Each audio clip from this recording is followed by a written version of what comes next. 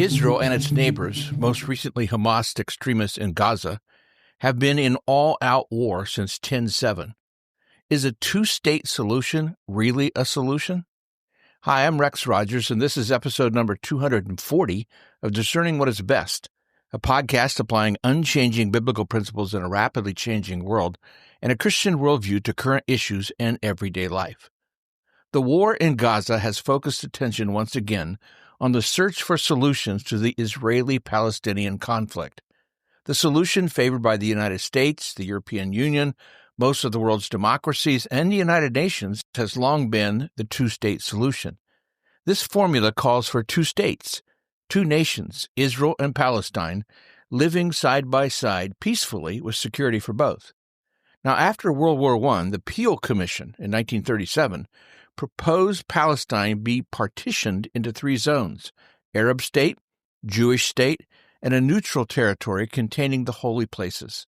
This recommendation to partition became the first official call for what later was termed a two-state solution. Since 1937, a two-state solution calling for a Jewish state, Israel, and a separate independent Palestinian state, some say in Gaza, some say placed it elsewhere, has been proposed at least 10 times. Each time rejected by Arab nations and whatever group represented Palestinians at the time. After World War II, the UN General Assembly voted in 1947 to divide Palestine into two states, one Jewish and one Arab. Officially, the 1947 UN Partition Plan was the first bona fide and geographical attempt to realize an actual two-state solution. Meanwhile, some 81% of U.S. Christians believe in a two-state solution, with 88% also saying that Israelis have the right to determine their statehood and government, and 76% say that Palestinians have the same right. A one-state solution has been called a binational state. Contrary to the two-state solution, the entire territory of former mandatory Palestine is not divided between the two parties. Instead, the area serves as a common homeland for both Jews and Palestinians. In the binational state, citizens of both nations will have one joint country, one constitution, and one democratically elected government. Although the government is democratically elected, it will be proportionally represented by multiple interest groups. Furthermore, the state cannot be Jewish or Islamic, as one of the groups would have an advantage. Now, this proposal highlights one of the many problems when you conceive of a Jewish nation-state. In December 2023, some 73.2%, about 7.2 million, are Jews, including about 503,000 living outside the self-defined borders of the State of Israel in the West Bank. About 21.1%, around 2 million, are Israeli citizens classified as Arab, some identifying as Palestinian and including Druze, Circassians, and all other Muslims, Christian Arabs, Armenians, which Israel considers Arab. An additional 5.7%, roughly 554,000, are classified as others. This diverse group comprises those with Jewish ancestry, but not recognized as Jewish by religious law, non-Jewish family members of Jewish immigrants, Christians other than Arabs and Armenians, and residents without a distinct ethnic or religious categorization. In a one-state solution, both Jews and Palestinians worry that the other group will outpace their own, via birth rates or immigration, gaining a stronger representation. Herein is the problem I noted.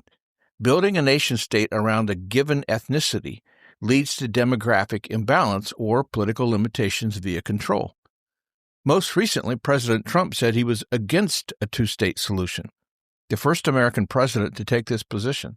Partly this is due to what he considered rampant support of Gazans for 10/7. Others who oppose this two-state solution argue that 1, God gave Israel to the Jews, 2, a Palestinian state would be a terror state on Israel's border, and 3, a two-state solution would reward terrorism, creating a strategic and military nightmare for the state of Israel. Now, one reason a two-state solution has always been problematic is that it has always largely been a Western idea, not really one born in the Middle East. Yes, Middle Easterners were involved in the earlier proposals, and yes, some of them affirmed the idea.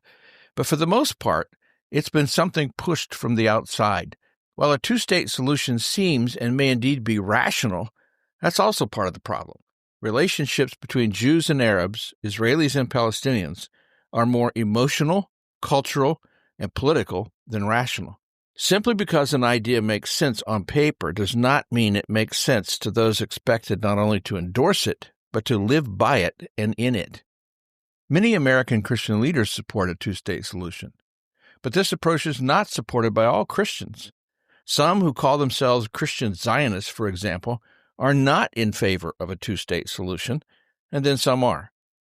The raison d'etre, the very reason for existence, of Hamas and some other extremist terrorist groups is based upon hatred for Israel, a commitment to see the nation destroyed, and vows to exterminate all Jews. As American Israel author Joel C. Rosenberg says, you can't make peace with people who don't want peace. If there is any practical hope, a just and moral solution to the conflict necessitates a Palestinian leadership that is genuinely committed to peace and ending its culture of incitement against the Jewish people. Sadly, Palestinian political culture continues to glorify terrorism and denies Israel's right to exist. Let's look in the Bible for a moment. Scripture is clear that God has assigned the land to Israel, and prophecy speaks of its full restoration. Scripture also repeatedly warns against unjust division of God's land and foretells judgment on nations that divide the land and mistreat God's people, while Ezekiel 36:5 condemns nations that claim possession of Israel's land with utter contempt. Furthermore, Numbers 35 warns against polluting the land through bloodshed, a consequence that any forced political solution risks incurring. Ultimately, God makes clear the land belongs to the Lord, Leviticus 25. And for this reason, responsible stewardship of it is paramount. The Jewish connection to the land is ancient and well documented. The term Jew derives from Judea, a central region of Israel. Scripture, archaeological evidence, and an enduring Jewish presence, even during exile, affirm this bond. After crushing the Bar Kokhba revolt in 135 CE, Rome renamed Judea Palestinia after the Philistines to mock the Jews. Palestine referred to a geographic region at the time, not a distinct national identity.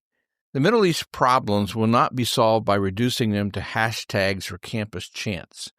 They require patient engagement, nuanced understanding, and the kind of costly love that characterizes authentic Christian witness.